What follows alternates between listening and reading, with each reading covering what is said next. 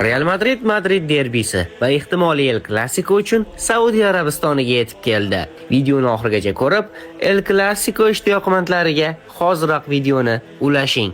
Unda biz boshladik. Ispaniya Superkubogi yarim final uchrashuvi, ya'ni Madrid derbisi 8-yanvar 20:55 da boshlanadi. Va agar ushbu Madrid derbisida Real g'alaba qozonsa, katta ehtimol bilan Barselona bilan finalda to'qnash keladi va ushbu El Clasico 11-yanvar kuni bo'lib o'tadi. Real Madrid jamoasining butun tarkibi, ya'ni jarohatlanganlar ham jamoaviy ruhni shakllantirish uchun Ispaniya Superkubogi uchun Saudiya Arabistoniga yetib kelishgan. Dinhausen hamda Carvajal esa mashg'ulotlarga qaytishdi. Vinicius, Gonzalo Garcia hamda Rodrigo ushbu hujum triosi Atleticoga qarshi asosiy tarkibda harakat qilishadi.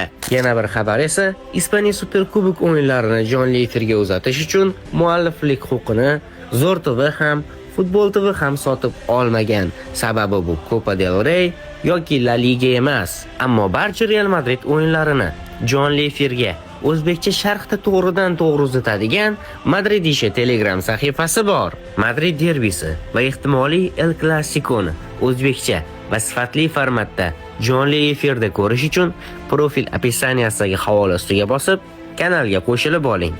O'yin paytida qidirib yurmaysiz.